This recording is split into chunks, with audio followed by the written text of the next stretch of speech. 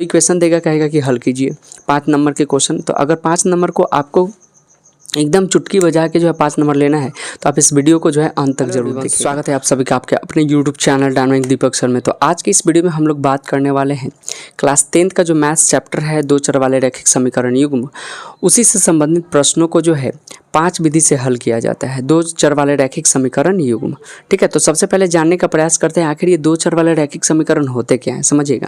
यहाँ पे बात हुआ है 2 चर, जो भी एक्स और वाई आता है ना, x y z a b c d, ये चर होता है।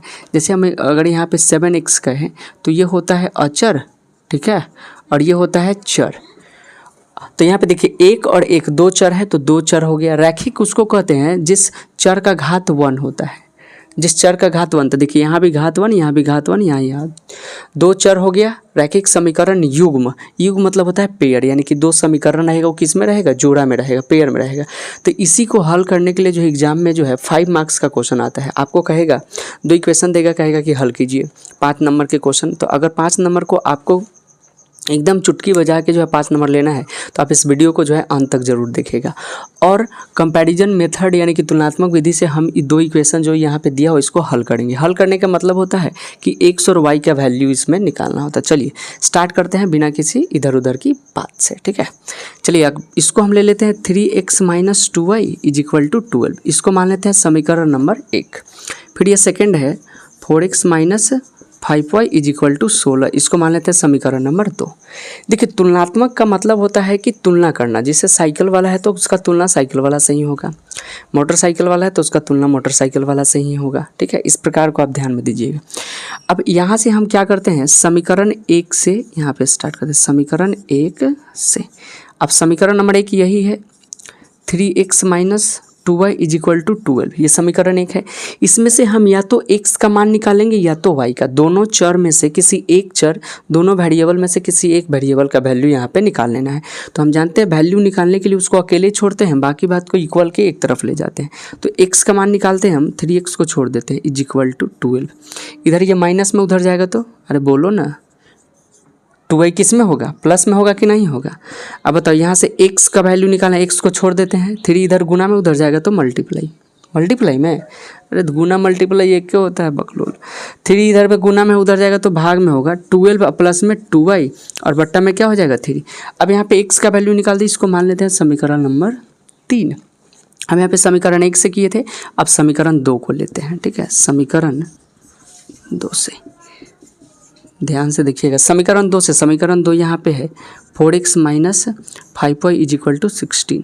अब यहाँ से क्या करते हैं, यहाँ से देखिए समीकरण 1 से हम जिस वेरिएबल का वैल्यू निकालेंगे समीकरण 2 से भी उसी वेरिएबल का वैल्यू। कहने का मतलब है अगर समीकरण 1 से x का मान निकाले हैं तो समीकरण 2 से भी हम x का मान निकालेंगे। समीकरण 1 से अगर y का मान निकालेंगे तो समीकरण 2 से भी y का मान। तो यहाँ x का मान निकालना है, तो 4x को छोड़ देते हैं, इधर 16 है, माइनस में उधर जाएगा तो प्लस में 5y।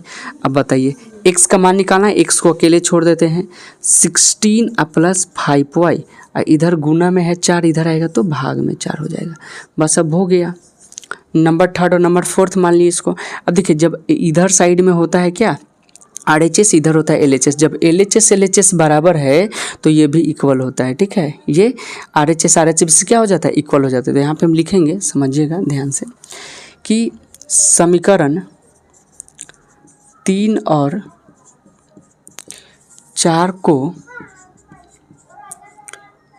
तुलना करने पर, ठीक है, तुलना करने पर समीकरण 3 और समीकरण 4 में जब कंपेयर करेंगे तो दोनों साइड x बराबर है, इक्वल है, तो इधर वाला भी साइड जो होगा क्या हो जाएगा, इक्वल। तो इसको लिखते हैं पहले, यानी कि 12 प्लस में 2y बाई 3 = इसको लिखते हैं 16 प्लस 5y = 4 = नहीं, बाई में 4। अब यहाँ पे क्रॉस मल्टीप्लाई, इसमें इससे मल्टीप्लाई, इसमें इससे मल्टीप्लाई। देखिए 4 से इसमें मल्टीप्लाई करना है तो 4 से 12 में भी मल्टीप्लाई होगा, 2y में भी होगा। ध्यान से 4 से 12 में करेंगे तो 12 चौके 48, प्लस है तो प्लस, 4 से 2y में करेंगे तो 4 दूना 8y बराबर। अब 3 से इसमें करना है, 3 में 16 से करेंगे तो 48, 3 में 5 से करेंगे तो 3 × 5 = 15y।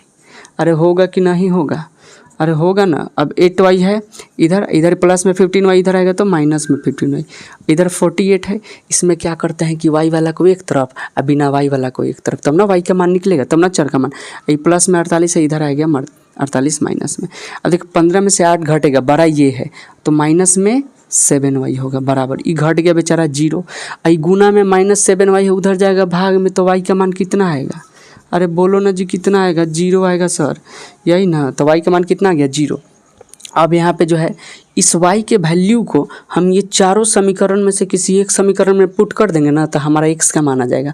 और हल करने का मतलब ही होता है x और y का मान निकालना। y का निकल गया, x का बस बचल है, तो यहाँ पे लिखेंगे y का मान, किसी में रख दीजिए y का मान समीकरण, लेकिन पता है किस में रखेगा? 3 या फिर 4 में, क्योंकि y जैसी रखेंगे ना यहाँ x का मान निकल जाएगा, यहाँ y जैसी रखेंगे x का निकल जाएगा, लेकिन यहाँ रखेंगे ना फिर इधर उधर ले जाना पड़ेगा।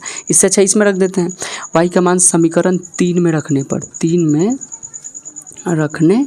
पर चलिए आइए रखते हैं। समीकरण 3 यही है, x बराबर है, ध्यान दीजिए, सावधानी हटी दुर्घटना घटी, लिख दिए x का समीकरण 3 को लिख दिया। अब यहाँ पे y का मान रख देना है, 12 है तो 12 प्लस 2 इंटू वाई का मान कितना है? अरे बोलिए ना कितना है? 0 है तो 0 रखिए, फिर नीचे का है 3। अब 12 है तो 12, 2 में 0 से गुना करेंगे तो 0। अब 12 में 0 जोड़ देंगे तो क्या होगा बउआ? तो 12 में 0 जोड़ेंगे तो 12 होगा, बट्टा में 3 होगा, 3 से 12 को काटेंगे 4 बार में, तो x का मान कितना आ गया? अरे x लिख रहे हैं, x का मान कितना आ गया? 4 हो गया। ठीक है, तो यानी कि अब यहाँ पे हल निकल चुका है, इसलिए लिख देंगे x = 4 और कॉमा x का मान 4 और y का मान कितना आ गया है? y का मान 0 आ गया। यही हमारा क्या हो गया? यही हमारा आंसर हो गया। इस प्रकार से हम यहाँ पे 2 चर वाले रैखिक समीकरण युग में से ये दोनों इक्वेशन को हम हल कर चुके हैं। अब हमको सेटिस्फाई होना है कि हमारा ये हल जो है सही है कि नहीं, तो इस वैल्यू को जो है ना इस समीकरण में पुट कर दीजिए, देखिए कि इक्वल आ रहा है कि नहीं। x का मान 4 जैसी रखेंगे ना तो 4 3 12, अब y का मान 0, अब 12 में से 0 घटा देंगे तो 12 आ जाएगा। x का मान 4 चौके 16, अब 5 में 0 से तो 0, 16 में से 0 घटा देंगे तो 16 आ जाएगा। तो इस प्रकार से हमारा इक्वेशन क्या है? ये सेटिस्फाई हो रहा है, यानी कि हमारा हल जो है एकदम बिल्कुल करेक्ट है। ठीक है, तो बताइए आप लोगों को वीडियो कैसे लगा, नीचे कमेंट सेक्शन में एकदम टाइप कीजिए धाएँ धाएँ धाएँ। ठीक है, तब ना अगला वीडियो आएगा प्रतिस्थापन विधि, नहीं तो हम नहीं बनाएंगे जाइए। तो इसलिए आप नीचे कमेंट सेक्शन में ज़रूर बताइए। मिलते हैं अगले क्लास में, तब तक के लिए जय हिंद।